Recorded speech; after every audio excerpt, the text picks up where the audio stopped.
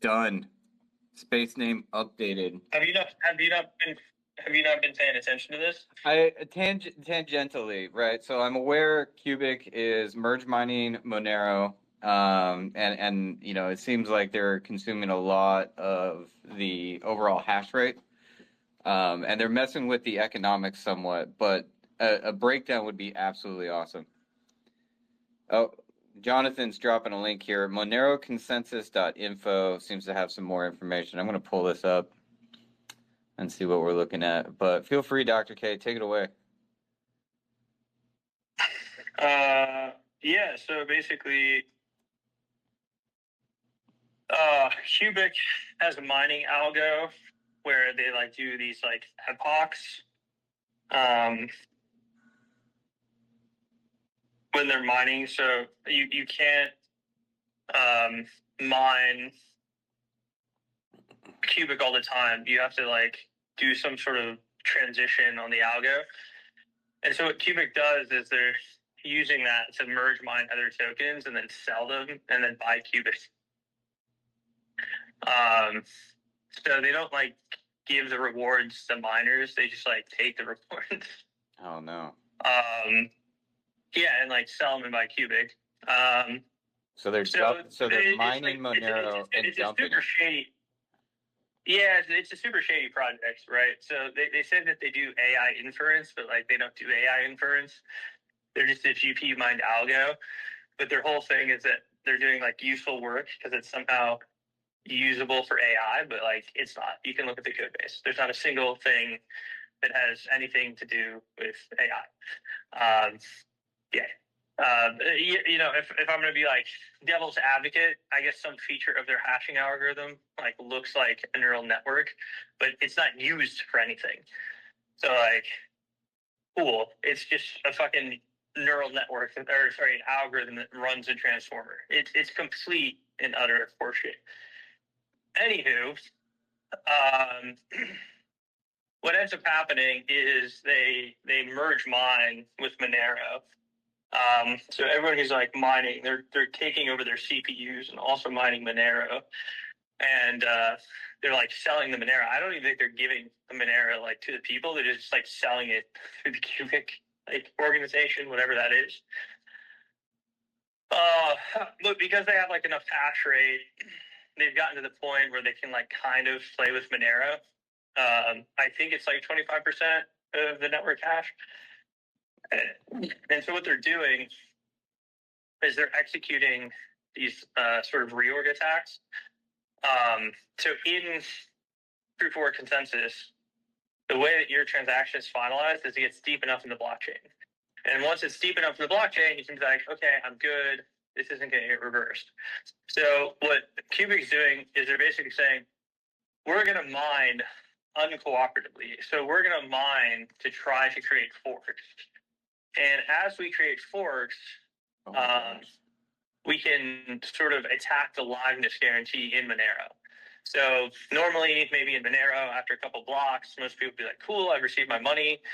What they're doing with Cubic is they're saying, okay, we're going to try to mine like a private chain of like 6 blocks. And then we're going to reveal it.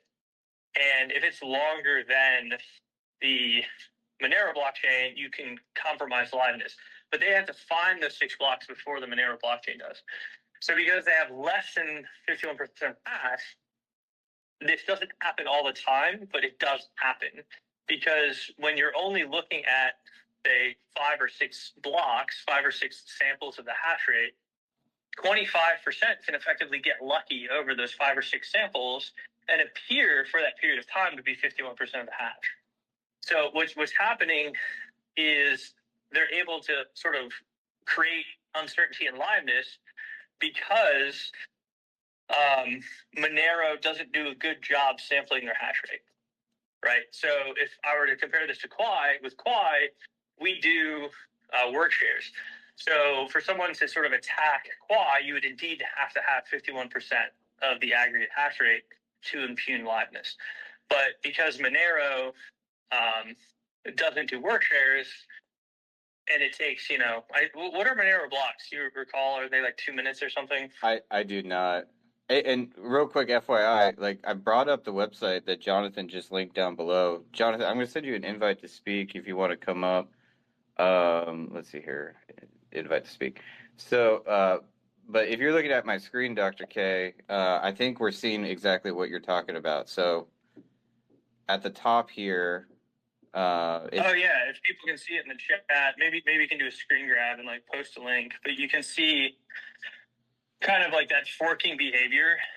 And what they're trying to do is they're trying to make it so that people basically need to take longer to want to accept the Monero transaction. That's what we mean by aliveness. Right. Because as they like successfully mine these forks, they don't include the transactions that were previously included. Now, a lot of those will just sit in the mempool if they're not like overlapping transactions. And they'll eventually clear.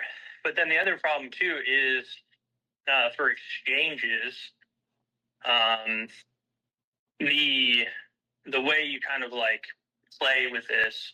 These real depths aren't like long enough to be able to do this, but if they were longer, what you could do is you could send money on on Monero, like to an exchange. I bet a lot. And then not send money in the privately mined fork. And then as long as like you win that race of the private mining, you could try to deposit your money, transfer it to another chain, and withdraw your money, and then reveal the private fork. And then like those transactions that happen going into that exchange would like no longer exist. Now, if exchanges are, good exchanges and they're thinking about finalization windows, they should be managing their risk appropriately here to say like, okay, instead of confirming your Monero transaction in 5 blocks, I'm going to now wait 50, so they don't expose themselves to this risk, which I think they probably are doing. Well, so a couple quick questions. First of all, like, I mean, I was under the assumption like 90+% of exchanges aren't even listed Monero anymore. Is that true? Yeah, that's true. But the ones that are they're appropriately slowing withdrawals. Okay. Okay, tracking, and then so they're yeah. And then to make sure I'm reading this graph correctly, and so the audience can follow along. This graph is showing blocks that are recognized as a known pool. I'm going to assume that's Monero focused mining pools, and then unknown pools or solo miners are red blocks. And if we scroll down, we can see a majority of these blocks are actually red blocks. And there's cases here where the chain forks, and you can see. So it would be like that statement if you see like the left, and you should like screenshot this and put this on Twitter for people. But you see that situation on the left there. Yeah, well, and those blocks have transactions. That is like honest actors, and then it's juxtaposed against potentially dishonest actors.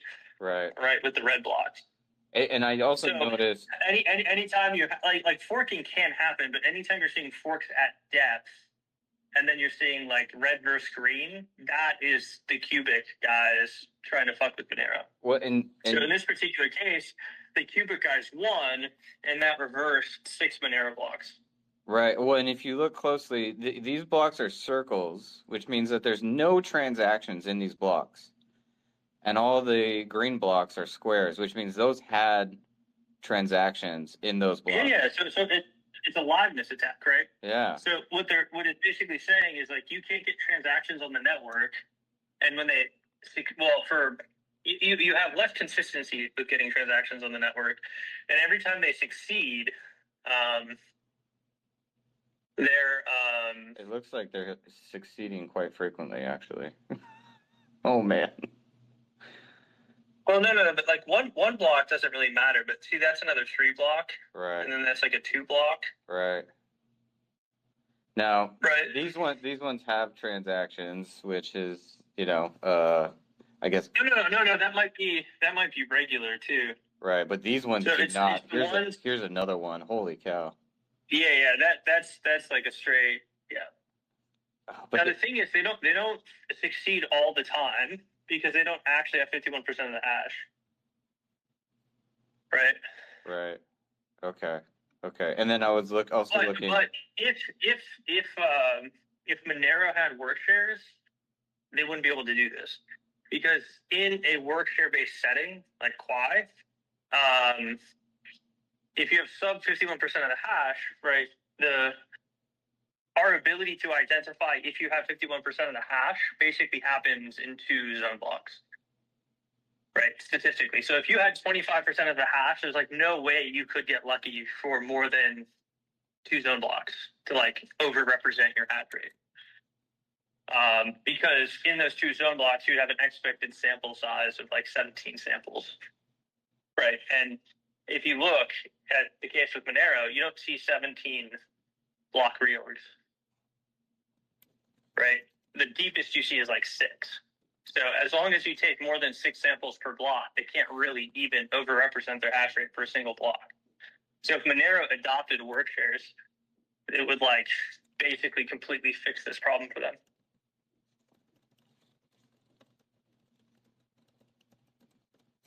Oh man, due to cubic merge mining.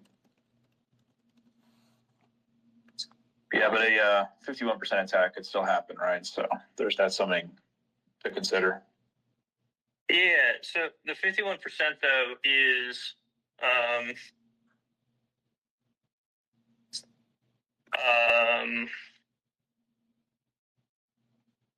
yeah, I mean the 51% is like a thing. The point that we're making here is that they're getting attacked sub 51%. The chat is hilarious right now. If you had work shares, they wouldn't be able to attack you sub 51%. That's the statement. Right. No, that makes sense, because you're sampling the blockchain faster, and so like merge mine attacks like this would have to effectively achieve north of 50%, aka 51. Okay. Yeah. So I mean, the thing of it is, right, with these, like the whole point of proof of work is to figure out like what the majority of the hash rate's voting on. Right. So the blocks historically, if we just look at a linear blockchain, like are the samples of the hash rate. And so what we have to ascertain is 51% of the hash like building on your transaction or your block? So call that block N. And in Monero or Bitcoin, as like linear chain examples, they only get 1 sample per block. So then the next block is a sample. Now we have 2 samples like attesting to your transaction. And then we wait another block, then we get 3 samples. But the variance that I can have in the 3 samples relative to the real mean of the mining population is still enormous, right? You don't actually get below, say, like a 90% confidence interval until at least 6 samples. So if it takes you 6 blocks and your blocks are 2 minutes, you're taking 12 minutes to get a 90% confidence in your sampling, which is like patently retarded. Right? We live in a world that has connectivity and internet. You could take your samples much faster. Right. So what we do with Quai is we basically say we know within a 5-second block we can pack in 8 samples. So we're taking, say like a sample every half a second, roughly, right? And they're taking a sample like every 2 minutes. And because you're taking a sample half a second, the measurement of your population is like much more accurate, much more quickly. So not saying that this prevents a 51% attack, but it makes it so that the attacker actually has to have 51% of the hash. Right. That makes sense. Man, the chat's hilarious right now. I got a tweet up with that screenshot. I need to reply with the actual URL.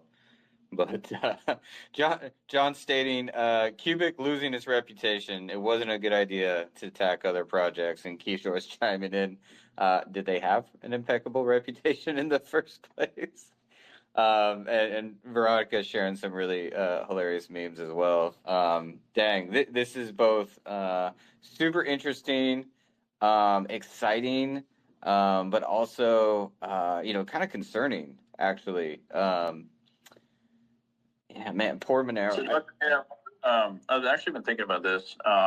Is there a way to construct a special kind of wallet such that double signing results in either your money getting taken or just the transaction failing? So, like, basically what this would do is it would prevent RBF, right? But if you follow the rules of the chain like appropriately, like RBF might not be necessary in certain cases. So if you were like worried about this, let's say a 51% attack, right? Not a sub 51%, but like let's say you're worried about a 51% attack, then perhaps I would only accept money from individuals who participate in this special wallet scheme such that they can only broadcast one transaction per nonce. And if they tried to broadcast two, I could like basically take their money, right?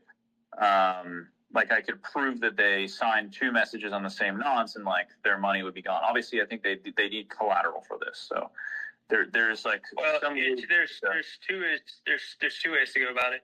You can either have them collateralize it, or you don't actually quote unquote finalize the transaction for like your debt, right? So you basically would leave that transaction reversible against like a fraud proof on an RDS for say like 15 blocks or 20 blocks or like whatever the number is, right? So you can either do it by delaying the recipient's ability to like really know they have the money, or by collateralizing it. Those are like your two options. I've also thought about this. Gosh. Yeah, so basically you would need some like backing, but this would be doable, right? So exchanges would only accept deposits if you had like backing, like extra money to back your deposit. Yeah. Yeah, well, so in this case, because they're doing empty blocks as the attack, there's probably a better way to think about this just in terms of block fill.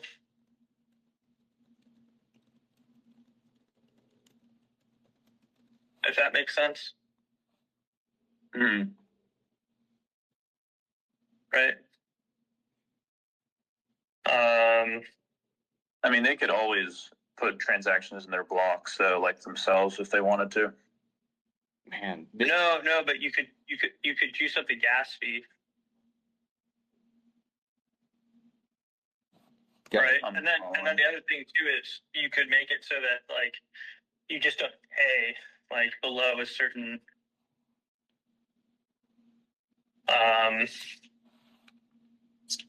transaction fill. Like you just like don't give rewards out. So if you juice up the gas fee and you made it so that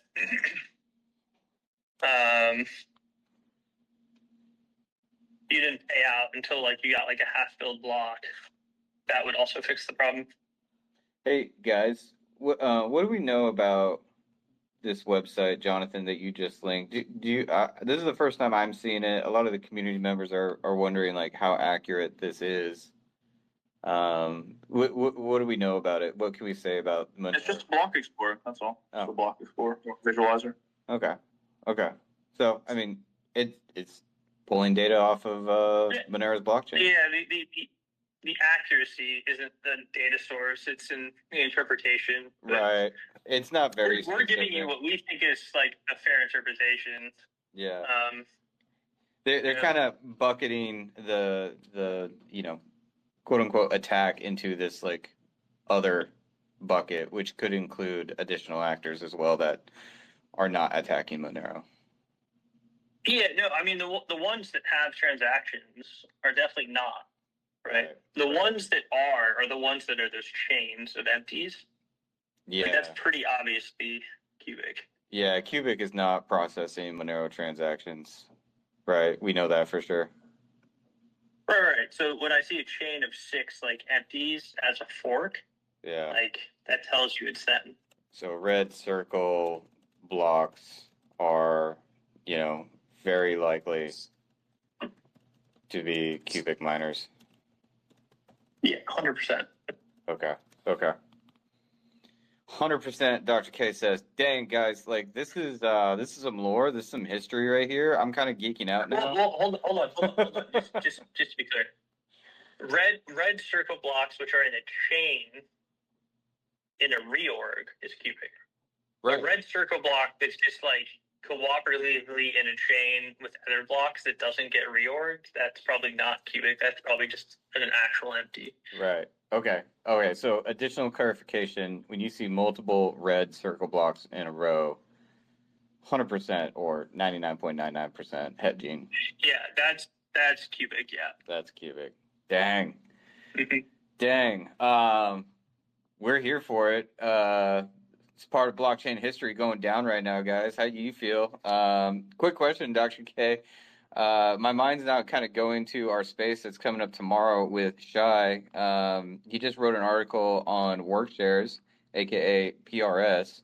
Is this something that like we could study retroactively and like kind of understand how work shares solve for this and like what would this result in at the end of the day once it's all said and done from your perspective as one of the authors behind work shares? Yeah, I mean, it would make a sub 51% attack like infeasible. So if Monero adopted this, as long as cubic remains under 51%, the effect of this attack would vanish. Love it. Is that something that's like the statement? And so question, is that like something we could like document in an article? Is this like a follow-up to a paper that you recently published? I'm looking for the tangible output here. I want to go market this shit. You know where my head's at. Yeah, I mean, I think the best way to market it would actually be PR. There you go. Like the Monero guys. No, I'm a little like weary because like I don't want to have to deal with this shit on Quai. Right. At the moment. Yeah. So, like Well, we're here in public now, talking about it. We're here. Yeah, but we're just talking about Monero, right? Like. Yeah. No. I don't want to kind of get in the midst with the cubic folks. Right. No, we got bigger fish to fry. It's just. To me, again, it's both like exciting and concerning at the same time. I'm not really sure how to feel about it, but this is usually when cool stuff happens. Chaos breeds opportunities. My heart goes out to the Monero folks, huge privacy advocate over here. I know you are as well, Jonathan, Dr. K.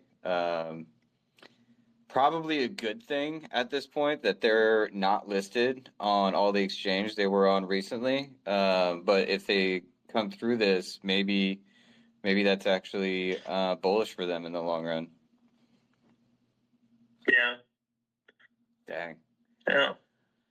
Man, these Wednesdays are always fun, guys. Really appreciate the conversation. We got some questions. Yeah, I mean, like I said, there are other options here, like suck a lot more, especially considering like Monero's sort of ethos and footprint. Right. So like whitelisting is potentially an option for them. And they could do it without even like really breaking a sweat. Right.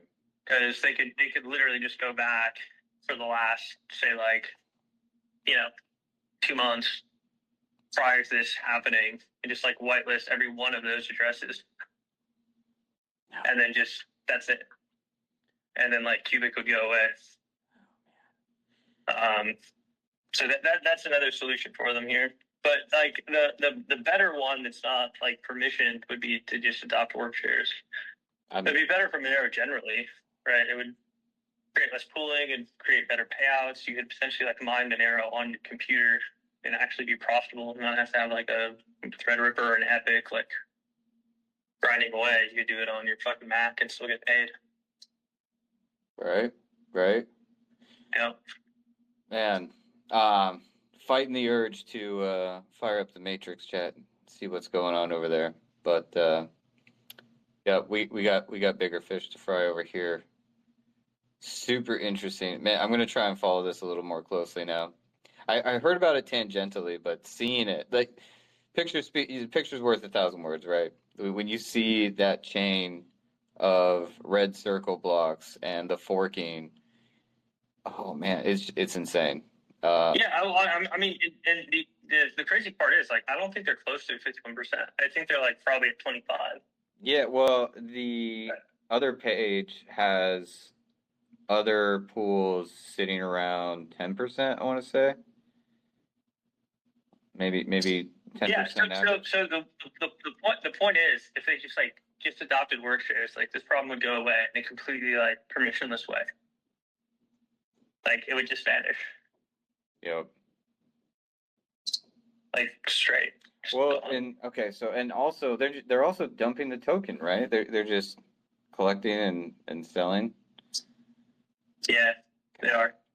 God, that's. I mean, I don't think that's what's hurting, like, Monero's price performance at the moment. I think that's probably North Korea, to be honest. I mean, they stole $1.5 billion, like, what, 3 months ago? Like, it takes them a little bit to clear that to market. Yeah. Speaking of which, some news came across my desk earlier this morning. Somebody actually hacked the North Korean state hacker group and dumped like 9 gigs of data, which is, interesting. Outside of the scope of this conversation. I thought it'd be funnier if they hacked their crypto. Oh man. They might have, right? They might have, like, pulled that information out of that data mine before dumping it on the public. We'll see. We'll see. I mean, you'd probably see, like, on-chain activity, like, flag. That'd be pretty funny, actually. You should like get a bunch of remote workers into your organization and fucking reverse hack them. Oh man. People don't know about this. A honeypot employer. Yeah, honeypot employer. Yeah, a lot of like remote employees that are like tech workers are actually North Koreans, and some of them like do good work for like a long time. But the whole point is that they like build trust and then use it as a mechanism to attack, right? Companies and systems. So it's funny. There's been people saying, how do you screen for the North Koreans? And you have to say, like, you gotta be like, Kim Jong-un sucks, or like whatever. And they like won't say it. Yeah. You're like, okay, you're a North Korean. I've seen that. To kind of round up this conversation, Veronica had a great question in chat that the community, agrees is a great question as well. So Monero's hash rate is what it is. What other chains are kind of vulnerable to this attack? Bitcoin was the one that Veronica asked. My initial assumption is just like there's too much hash rate in Bitcoin for anybody to perform this attack successfully. But what are your thoughts, Dr. K, Jonathan? Are any other tokens vulnerable to this? Well, I mean, at some level, every proof of work token is vulnerable, right? The goal, though, like, is that the hash rate sort of grows with the economic, nature of the chain. So, like, ideally, what you're looking at over time then is, Bitcoin is secure, save for the fact that all the ASICs come from like one company. But I mean, and the same is actually true about Caspa. Wink, wink, nod, nod. Safer, more secure because they all come from one company. Well, I mean, it has a higher, hash number, right? So obviously, like, a smaller project like Qubit could come close to attacking that big of a hash rate. That makes sense. So really, the size of the hash rate. Yeah, from that. The size of Yeah. the hash rate and the lack of work shares is what really makes you vulnerable to this. Yep. Okay. Man, dang, it's a interesting day in crypto today, or at least for me. This has been going on for a while, but it hit home just now. Jonathan, thank you so much for that link. That really helped me wrap my head around it. Looks like other Yeah, no folks. problem. Do you have any comments, Jonathan, on this? Well, yeah, I mean, as I described, there's a scheme in which you can kind of solve this issue. I mean, work shares obviously make it harder for a sub 51% adversary to compromise security. And I guess liveness from the transaction perspective. I mean, you know, at least we can say that like there's two things, right? So one, there's like work shares which make their adversary's job a lot more difficult. But if they have 51%, like that's another problem, which they easily could. I mean, if you look at their hash rate versus ours, like they could. The other one is, you know, having some kind of slashing mechanism, not in the consensus layer, but rather in the wallet or transaction layer. You know, you could make that a smart contract. You could make that, you know, a protocol native smart contract or something. But yeah, I mean, there's ways to do it, I think, outside of the consensus layer, but it would involve some kind of slashing, which, you know, it might be worth to explore if, you know, there's actually, you could do permissionless permissioning. I don't know what that means. So like what? No. So like the issue is like empties, right?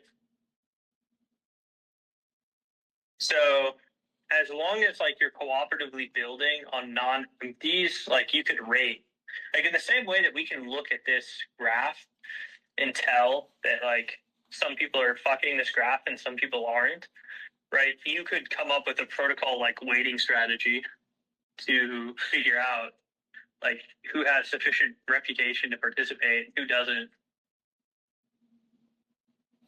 I mean, I guess a simple filter would be blocks with transactions in them. Well, no. I mean, it's the same thing. It's not necessarily blocks that don't have transactions in them. It's a chain of blocks that don't have transactions in them. Right. So then what you force them to do is put transactions in their blocks. Now they would say, okay, we're going to put like only our transactions in the block, not other people's transactions in the block, to try to get around that. Right. And then I guess you don't know who is like the good chain and the bad chain. God, what a cat and mouse game. But you could start to try to do classifying on it, and you could potentially do it in protocol. Yeah, I think that's kind of what we're saying that is, right? Yeah, that just kind of sounds like a cat and mouse game at that point, which, you know, once you're headed down that path, I think the design's off. Yeah, I mean, yes and no. I would be sympathetic to some things as like a temporary salve for this type of attack at, you know. Sure. Right. Like, so from my perspective, if you know, Monero did like whitelisting based off who had been mining, you know, a month ago for the last, you know, couple months, it would it's not as good of a solution as just adding work shares. Right. But if that's like their only choice, they should do that. Right. Yep. You could actually, because tokens are locked for so long, I think you could probably, well, actually, I mean, one thing you can say for sure is that the 2-week lock would, you know, make them less likely to do it, because if they do it and the attack is successful, like if they have more than 51%, you know, the value of the token would go down, so their rewards would go down like proportionally. So that's one thing you could say, is that, well, like that lockup might actually prevent an attacker from wanting to do this because their profits would be lower. Well, that's a good. That's obviously only mining rewards, but the mining rewards would be lower. Now, if they did a double spend attack, that's another thing. But I think it might be interesting to say, you know, if there are two competing forks and like it's like publicly known then like, could you prove that an adversary intentionally ignored like a very long running fork? Like, is it possible to construct a proof of that, right? That you can. Well, so the work shares kind of do that, right? At some level, don't they? Yeah, I mean, yeah, I'm just saying in the 51% attack scenario. Yeah, I don't know. Maybe it's nothing. I was just thinking if there's a way to prove that there was a fork and then do something with that proof, but yeah, perhaps not. But certainly the 2-week lockup actually helps in this case because their mining rewards, would be worth less. So. Well, you bring up a good point though, Jonathan. I just thought about this. Like, if Monero doesn't have that 2-week lockup, like, aren't their rewards going down drastically quicker if they're dumping? I mean, their rewards are going down as they dump, but they get their rewards like instantly. So. Right. Okay. Man, just a quick time check. We're 45 in, 15 to the top of the hour. We got a lot of people hanging out with us here on X. This is our weekly Tech AMA. Obviously, the topic of the hour is the liveliness attack on Monero. So if you're hanging out with us on Twitter, really appreciate you joining. We got some questions here in Discord on this topic, so I don't want to leave without getting to some of the questions the audience asked. Any other thoughts before we dive into some of these questions, team? Yeah, no, let's go for it. All right, rock and roll. Okay, so we discussed a whole lot about this attack, but Kishore is wondering if a miner claims their majority control is only a stress test to help the network. Oh, they're so benevolent. What objective, technical, and economic indicators can the community use to determine whether the activity is harmless research or an active security threat? I think dumping the tokens is one. Sorry. Any other thoughts? Well, I mean, miners sell when miners want to sell. I mean, that's not necessarily heuristic. I think actually more importantly is it more profitable than mining honestly? And the answer is yes. A selfish miner actually in the Monero and Bitcoin regime always makes more money than mining honestly. As long as they have, I believe, 25% of the hash, they always are more profitable mining selfishly. And you can see that. They are, removing honest hash or honest blocks in favor of their own. I mean, Dr. K has researched this much more than me, but I know that Eyal Sirer, the selfish mining strategy, is provably more profitable for a selfish miner with at least 25% of the hash. Yeah, no, that's right. The thing that's indicating they're not doing it, at least rationally, is that the blocks are empty. Right. So the selfish mining is actually the correct outcome given how they've structured incentives. But the empty blocks is the attack portion. Okay. No, that makes perfect sense. Good points, guys. Cool. Next question. What's the technical difference between the reported 6-block reorg and a full 51% attack? Well, they don't actually have 51% of hash. So they can't run that. They can't run the longest chain at depth. They can only get lucky every now and again. Simple enough. Got it. Right. If they had 51%, they could do it for 100 blocks. Makes sense. Right. And if they had 51%, the difficulty would go up. You would be able to see that in the difficulty chart because they'd be adding hash to the network to perform that attack. The difficulty would be going up constantly, but it's not. Oh, good call out.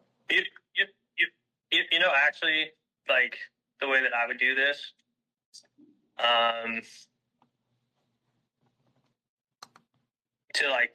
okay, so there's a couple ways you could temporarily fix this problem. The best one for Monero, straight up, is work shares. Yep. They just do work shares, it instantaneously goes away. Another one to do would be to permission the miners from when people weren't being dishonest into the system and disallow everybody else. But another thing you could do. How would you do that? Is you could have. I guess you would just go back on the chain and you'd say like a month ago. Let's go back from month 1 to 3. Take all of the Coinbase producers over that 2-month period and whitelist them as producers. Oh, so I can't use a new address to mine a block. Yeah, that's right. I'm not saying it's perfect. I'm just saying like the different ways you could go about this. Yeah. Okay. Right. And then the third way you could actually do it is you could have a real-time validator set and you could permission a committee and the committee could basically like actively say like, oh, this is a fork block. Don't touch it. That's the other way you could do it. A committee determines which one is honest and which is not. I don't know how you do that either. Well, no, it'd be at depth. So like, it's basically like creating like a time lord of sorts, right? So like, let's say you're running a node and I'm running a node, and Zero Miners is running a node, and the RPCs are running a node, and they all have permission keys, right? Basically, when they see like a thing at depth, like over a certain depth of attack, they would basically say like, oh, I saw this super late. This is clearly an attack. Everyone treat this as a fork block. Don't touch it. And they would just broadcast fork blocks. proof of stake on top of proof of work. No, it's not. It wouldn't actually be stake. It's like a temporary mechanism to, like obviate this type of attack under certain economic hash rates. I just see that slipping slope there. Like once you have validators. Oh man. What does late mean by the way? You mean if I mine privately and submit a private chain to you? What if I do it publicly?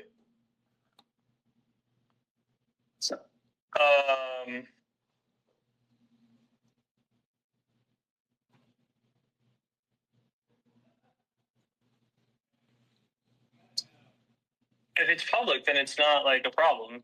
You're cooperatively mining, right? No, I can uncooperatively mine publicly. Like I can just mine my own chain, but I can do it publicly. No, but like no, you can't. Because like if you're just like mining empties, then like you don't significantly impact liveness because every other block is like an empty. Okay, it doesn't really matter. The problem is if you have like these stretches of empties, that's the problem. So basically what you're saying is if you're late on block arrival, it means that you were purposely mining a stretch, which is private mining. Because if you were broadcasting them, people would just cooperatively be going on that chain. The only way they don't know about them is because you're not sharing them. No. Right? So like if there's a long ass fork at depth, you weren't like sharing the blocks as you were creating them. And so then this validator set would just basically be attesting to that, saying these guys are like fucking attacking the chain. I can tell. Here's my signature. And that's it. But why can't I broadcast my own blocks and just ignore everybody else's? Like I basically continue mining on my own blocks, but I ignore everyone else's. But I can broadcast them.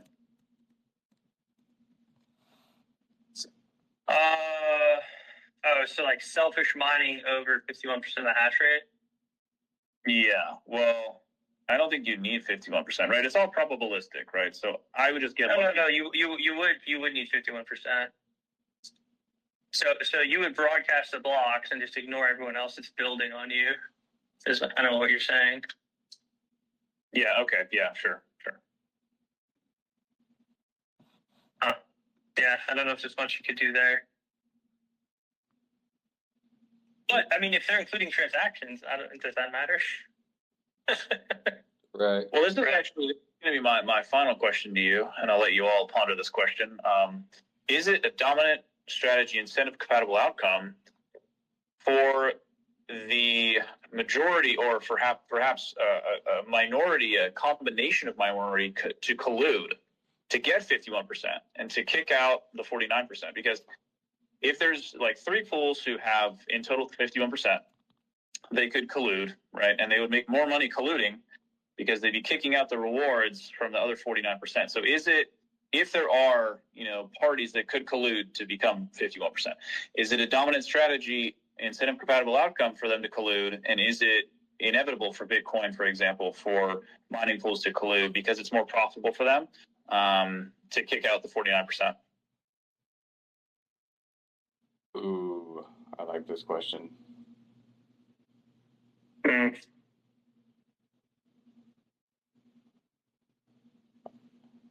That's a good question. I don't know. It's a great question. I'm afraid to answer.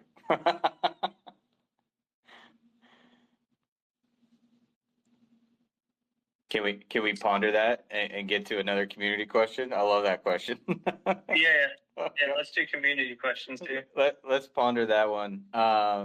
Okay. So still on this topic, but also a great question here. Kishore is wondering, what is the in practical terms, how much reorganization depth would start threatening Quai Network's reliability? Sorry, say it again. How much reorganizational depth would start threatening Quai Network's reliability? I might rephrase that, like how much reorg depth threatens? It's not about depth, it's about percentage of hash rate. Percentage of hash rate. Okay, and oh. That's strictly speaking to Quai Network, or is that true for other proof of work networks as well? So basically with fork shares, so every proof of work network has a problem over 51%, right. bad acting, right? With fork shares, Quai Network makes it so it's actually 51%. Other networks get severe impingement even at minority fractions of bad actors because they don't have fork shares. With fork shares, you actually get to that 51% threshold. Or you get very close. Got it. Okay. Great question.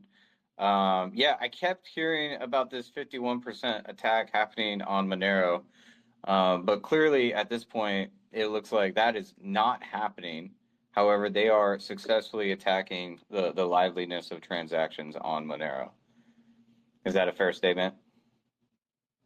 Yeah, that's what they're hurting right now. It's just your ability to do transactions. Okay, yeah, based on the Block Explorer Jonathan shared and how we understand these things to work, it's clear 51%, they're far away from 51%, but they are effectively reorging at depths of 6 blocks, it looks like. Okay.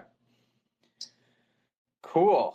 All right, let's see here. There's an interesting screenshot from Telegram. Yeah, okay. Nothing new there. Sorry. Scrolling down. We had a question on LMTs. I'm trying to find, but the chat just they're hot on this topic, obviously. Okay, we'll get this one out. Not on this topic, but about LMTs, which everybody's super excited about, coming soon to Quai Network, thanks to our partner, Lithium DeFi. Kishore was wondering, how does the team now view the future and role of Quai, Chi, and LMTs following the MiCA approval? Has this milestone changed your outlook on their adoption, regulatory positioning, or overall impact on the digital asset ecosystem? Yeah, so just so people know, MiCA is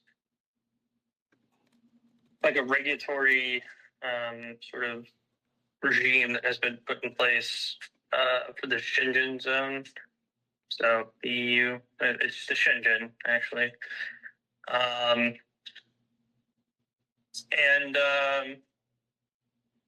Yeah, basically what it means is they kind of do a classification on tokens, and depending on the type of classification, and you have different sort of disclosure requirements, and then once you sort of meet those disclosure requirements, they approve you for sort of trading within that area. So as future listings are coming up, we obviously want those to be available in as broadest of pairs possible, right? And, listing and being able to trade not just in the US, say on like a Kraken, but also being able to trade in Europe is obviously favorable for us. So it really is just getting access to the Shenzhen region as we get listed in more places. Nice. Heck yeah. Now, I will say too that the MICA only applies to Quai, not Qi. Right. Yeah. Good clarification there. Man, people, I was hanging out on Discord last night, and people are really excited about G. It's coming soon, y'all. It's live today, but supply is small, so go get it now. More news on that coming soon. But big news for Quai, the MICA compliance, huge. That definitely sets us up for a more successful listing with Kraken in the near future. We are on their roadmap. That, frankly, is all the questions in the chat currently. We are a little over time now. So do you guys have any final thoughts before we wrap up? Anything else you wanted to cover?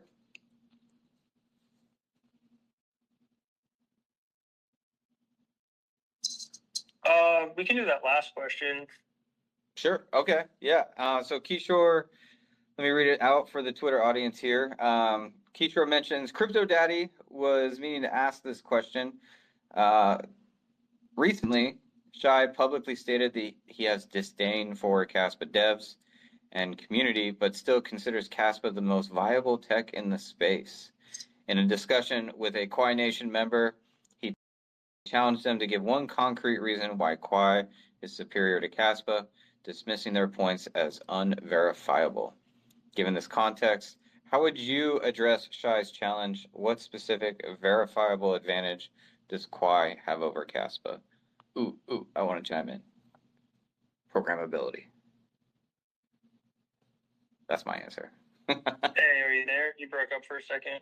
Oh, no. Did you get the whole question? Yeah, dismissing their points as unverifiable. Given what would you say is the specific verifiable advantage Quai has over Caspa? My answer was smart contracts. Oh, yeah. I mean, smart contracts is obviously one of them. Right. This is actually the first sort of debate that I had with Shai, like a long time ago. Was basically saying that Caspa isn't really set up to do smart contracting in L1 because of sort of the n-squared computational complexity of resolving conflicting state transitions that arise from their unstructured bag. And he's like, no, we can do smart contracts. And then you keep digging. It's like, we can do smart contracts in the L2. Okay. So obviously smart contracts is in the L1 is one of those advantages. Straight up. The other thing here is, you know how you classify that unverifiable statement? Right. That basically is one of the reasons that we're working with Shai. I am slowly trying to make that unverifiable become verifiable, specifically around work shares and the implication that work shares have on finality and liveness. So the process of working with Shai isn't just a process of getting educational materials out to the public. It's also the process of me trying to convince Shai of something. So we're like midway through that stream, but I'm thinking we'll get him there. Heck yeah. So the unverifiable piece, which I'm trying to conclusively convince him of, is twofold. One is that a structured DAG, maybe I should say this. a DAG which has maximal anti-chain is better than one that has less. That would be like the statement I'm trying to convince him. And then if you look at Quai versus Caspa, Quai has more anti-chain. So with the same sort of network resources, because it has more anti-chain, it can get faster consensus with the same resource input. That's like statement one that I'm trying to convince him of. Statement two is when it comes to the consensus algorithm itself, the algorithm which converges to the CRLB is optimal. So for a given graph, we can compare two graphs and say this is better than that. And for two algorithms, we can say on a given graph, we can say this algorithm is better than that algorithm. So then if you have a optimally efficient algorithm on a graph that is better than another graph, you have a better system. So like that is the evolution that I'm trying to get him through. But for Shy to be verifiable, you have to do it in a very rigorous way. Fair. And respect, right? We like rigor. Heck yeah. Yeah, I mean, you know, I'm like different than a lot of the academics. Kind of work off intuition and experiment, and then circle back on the mathematics of it. I don't think that the mathematics like allow you to see things as quickly. So, you know, that's just like kind of how we operate. But the mathematics takes so much longer to rigorously figure out that if you're trying to innovate with formal proving, it would take you like years. So I'm definitely glad we experiment and like run off a little bit of intuition before we formally prove things. But I'm pretty close to thinking I can get him to like, we'll see. Maybe it's going to take me another like 2 months, 3 months. I don't know, maybe a month. But yeah, like part of my goal with him creating content on WorkShares is to convince him of these two things. Nice. Great question, Kishore. Really appreciate that answer, Dr. K. I'll just also state, even with that method, it still took us years to get to mainnet. So I think, you know, that balance is really nice, actually. You know, you're building, you're testing, you're running off of intuition, but still focusing on delivering something that doesn't need a roadmap. Yeah, I mean, you know, you circle back on the math, right? Right. Like, there's different degrees of like proving and like the certainty in proving. And what I have found is that like I can intuitively get pretty fucking close. So like for example, with WorkShares, as I like get to the math, I think we the thing we screwed up is the weight of a block relative to a share. But like that's sort of it. So And that's dare I say, you know, in terms of time and effort, an immaterial change to the protocol as it currently stands compared to, you know, focusing on the math and never delivering something, or, you know, going off of pure intuition and never doing any rigor at all, and delivering something completely broken real quick. I like the balance.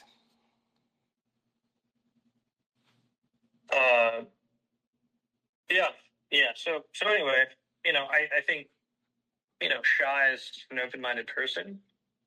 And, you know, I think the caveat in his statement is like where he is, and that the sort of advanced use have not yet been verified. So, working on it, boys. Working on it. Heck yeah. Stay tuned for more. Appreciate that, Dr. K.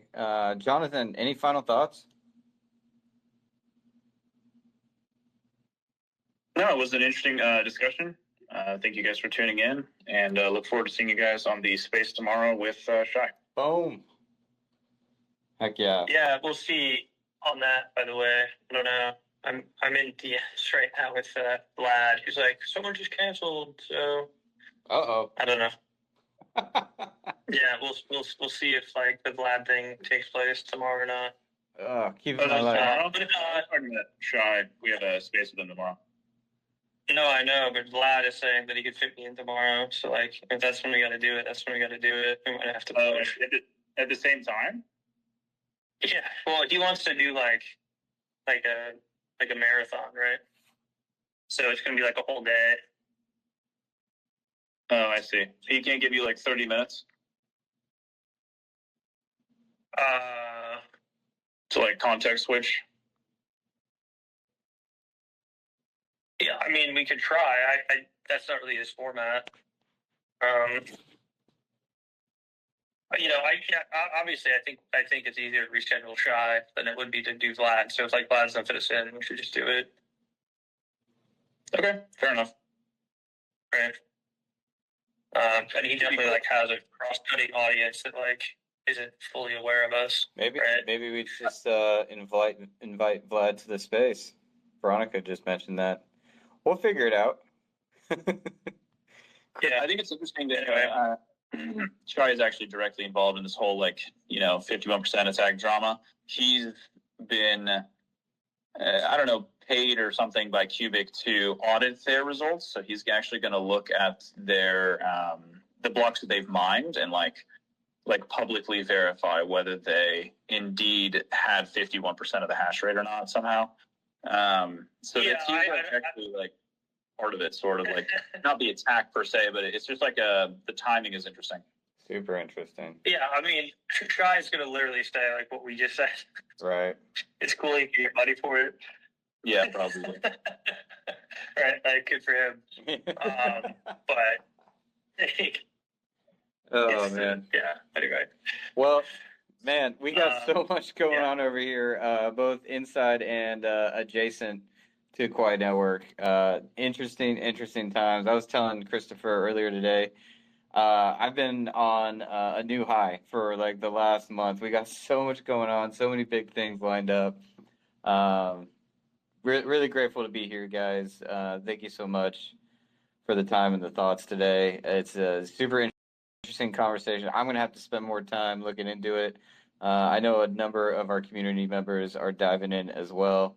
The chat's on fire. The comments on Twitter are absolutely amazing. So thanks so much for the time today. Don't mean to cut you off. One last thought, or are we good to wrap up? No, we're good. Thanks everyone for coming. Yeah. Just thought it would be topical to talk about Monero today. Super topical. Also, yeah, and you'll do all the housekeeping, but I hope people learn something because it is showing sort of the practical benefit of Workshares. So. Bingo. Really looking forward to the hindsight on everything that's happening in the space today and recently. We got some more content planned for you all on this topic and, even deeper dives, maybe some surface level explorations as well in the very near future. Obviously, team is working to get Shy on a space with Dr. K to talk through more of everything happening in proof of work. Currently tentatively scheduled for tomorrow, so keep your eyes peeled for that. The tweet is up. As Dr. Kate mentioned, we should also be doing a marathon here pretty soon with Vlad, the Costea, on the Bitcoin Takeover podcast. That's always a fun format. He was really a Bitcoin maxi, I believe, until Vegas last year, where he pivoted to privacy tokens. It's been fun watching him on his journey and learning along with him. So keep your eyes peeled for that. we got some big announcements coming out today. So if you've been hanging on for the Tangent pre-order, that's live. It's up. It's ready to go. I think we might have a tweet out on that currently. If not, I know Veronica's hot on that. There it is. It's pinned in the Twitter space. Folks, go get your hands on the coolest freaking hardware wallet I have ever seen. I'm super excited to get my hands on some. They should be shipping really, really soon. But first, you got to get your pre-orders in. There's a big discount for the Quai limited edition Tangent wallet. So go get your hands on that. Man, I'm so excited. I'm stuttering over here. That thing's super cool. I'm going to kick my ledger to the side once I get my hands on this. But go check that out. If you're new around here, we got much more planned in the very near future. I'm talking sexes, dexes, bridges, other partners like Lithium DeFi, industry first, tokenized yield on a proof of work network. That's right around the corner, so keep your eyes peeled for that. We're on the Kraken roadmap.